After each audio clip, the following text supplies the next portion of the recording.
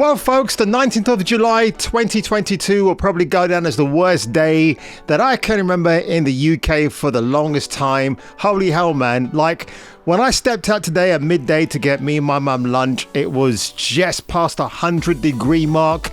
I am not shitting you, right? When I stepped out, even the so-called cool breeze was a hot breeze. Walking in the shade was just a big mistake. Man, I actually had to come back home a few minutes later because I'd forgotten an item on the way back and had to take my umbrella out. Is that Edwardian? Yes. Did I feel foolish? No, because it was the most practical solution I could have. And also, bearing in mind, I'm a big fan of Bear Grylls anyway. Got to take your sips of cold water. Oh, fantastic. But I've got a nice big bottle of Michelob ice cold beer waiting in the fridge after I finish this video for you today. So without further ado, let's get on with today's news.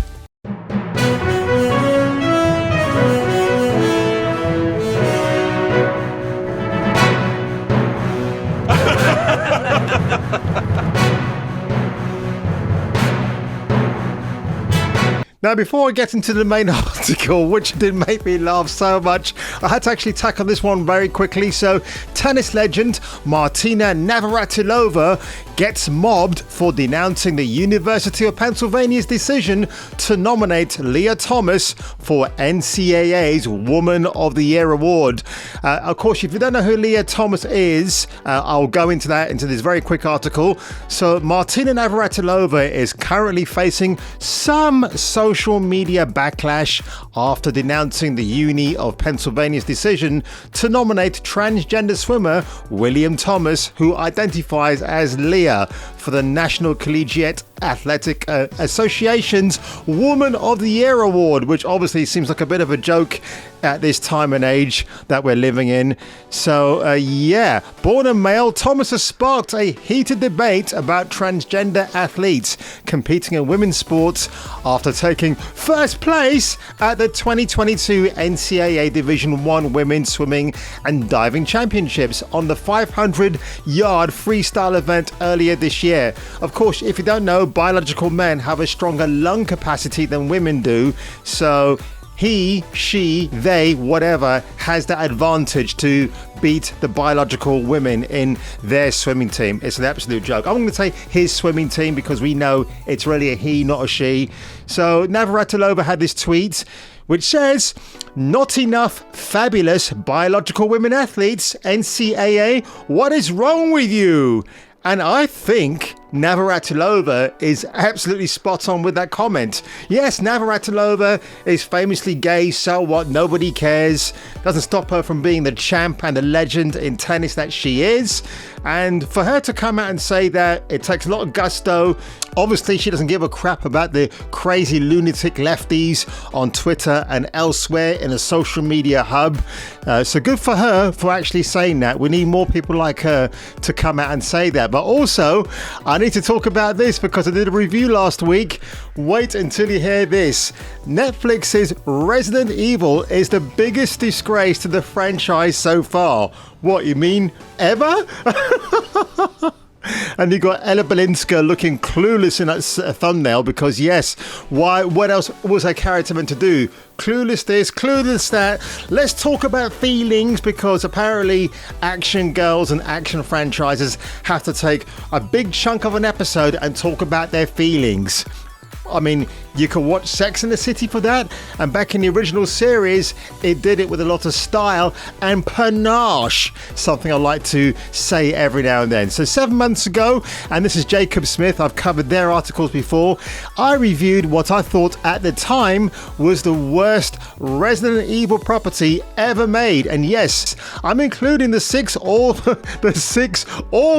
Resident Evil films made by husband and wife team of Paul W.S. Anderson and Mila Jovovich. Resident Evil Welcome to Raccoon City was a CW level production, even starring Neil McDonough to boot, that somehow managed to lower the franchise's live action bar, despite it having already been dug deep underground over the last 20 years. I thought that Kaya Scaldelario's portrayal of Claire Redfield, rebranded as your typical Hollywood strong female lead, who will carry the future of the franchise was an embarrassment.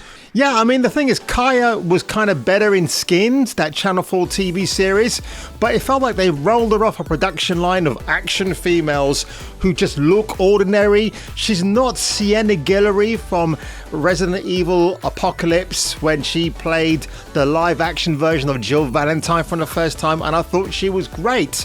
But in this case, yeah, Sculdalaria was just an embarrassment, like the Madness song would state. Worse than that was Avan Jogier's portrayal of Leon S. Kennedy, one of the top 2 most beloved characters in the entire franchise, because guess what? You can't have a blonde male actor playing Leon Kennedy as he's portrayed in the video games. You gotta race swap the dude, don't you? And yeah, in the case of that version of Leon Kennedy, he's a bumbling, incompetent buffoon. Absolutely well put there, Jacob. At the time, I thought that was the lowest point the Resident Evil franchise could go, the operative words being I thought. The film was so bad I thought Netflix had to have produced it, despite it actually being brought to the screen by Sony Pictures. Well, have you seen Uncharted starring Tom Holland and Mark Wahlberg? I think that should join the line of the RE film that they're talking about here. Not only that, but it made me forget that the streaming service was actually coming out with their very own RE production, this time attempting an episodic TV series rather than a film. Like a traumatic childhood experience, I had suppressed all images of Netflix's Resident Evil out of my memory. That was until last weekend, when Netflix released their series for the entire world to see.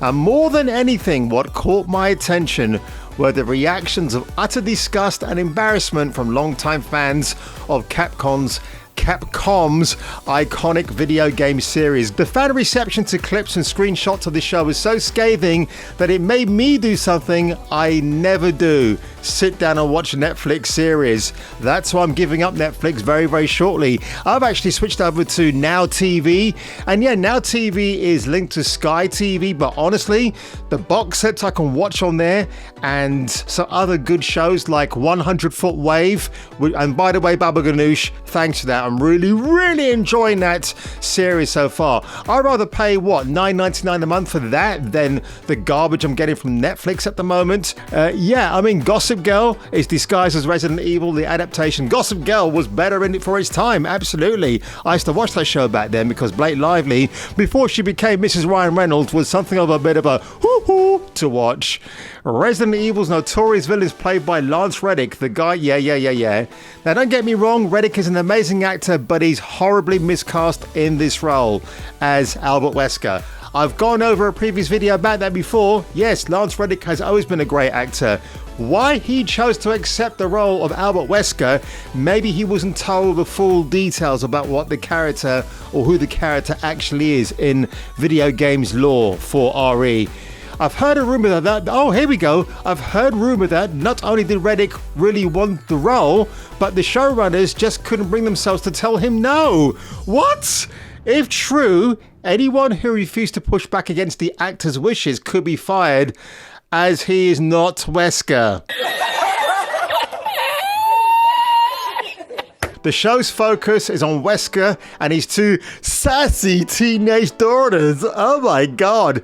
I'm watching Homeland Season 3, and Dana Brody, she's more of a sassy teenage daughter in that series without needing to try hard. Do you know what I mean? But wow. Oh no, here we go. Yep, the sassy teenager POC, the same racial commentary someone with BLM, ACAB, and the number of Pfizer shots in their Twitter profile would be. Oh yeah, that's so true. Oh my god, as someone who has a very short leash when it comes to woke dialogue in TV shows, watching the entire fire episode of this godforsaken mess was a true test of my patience. Jade Wesker, played by Ella Balinska in the present day, and Tamara Smart, Artemis Fowl, during her flashbacks, may go down as one of the most unlikable protagonists in the history of television. Not only does she have a horrible personality, but everything that comes out of her mouth makes you audibly groan. I'll tell you a little story. when I was at St. Albans Comic Con just Sunday past, I met a lovely stunt woman, actress. I'm not going to mention her name. I want to check her credentials out anyway. But she told me that she was up against Ella Balinska for this particular role. Now, if she was cast, the other actress stunt woman I met on Sunday, again, she would have been playing a non-canonical character, but I told her, by the way she looks, she could have easily been another version of Jill Valentine, and she was actually quite impressed with my knowledge of pop culture. She was very, very impressed. I mean, you know, stop it, you're too kind. And it's just, yeah, I've said already, this show is absolute dog shit. Now, Resident Evil Infinite Darkness, that was out on Netflix last year, I thought that was very good. The animation was a little bit rough in places, which makes me think they had a lot of crunch going on, but for the most part, that was very, very entertaining. No woke garbage in it. It was just out to give you good ball-bastic entertainment. But my guy here, Lance Reddick, on my left, it's just a terrible miscasting choice. It really is. I hope he wasn't pushing for the role like it suggested here, but if he was and thought he could bring something new to Albert Wesker, then sorry, Reddick, you are sorely mistaken. So guys, this article made me chuckle lots today. The story about Martina Navratilova made me cheer from the hills. And if you enjoyed this video today, folks, do me a massive favor. I think YouTube just does this very weird thing at the moment, and I've been seeing other content creators talking about this. I mean, some people have actually said to me, why aren't you in the thousands already with subscribers? I genuinely feel that YouTube doesn't like my videos or the content I produce, and therefore they don't push it out as much, which is why I say that the more people that stumble on here, and even if you like 5% of the video but you hate the rest, but something made you chuckle in this video and you thought you might like it anyway, hit the like button, because YouTube will be forced to actually start sharing my video more and more. So when I get to 2,000 subscribers, it'll be an uphill struggle, but it would have been worth it by that point. So folks, if you enjoyed this video today, just hit the like button, spam the likes as much times as you like. YouTube will just have to cave in. Share my video out everywhere, and if I were you, I would check me out on the next video.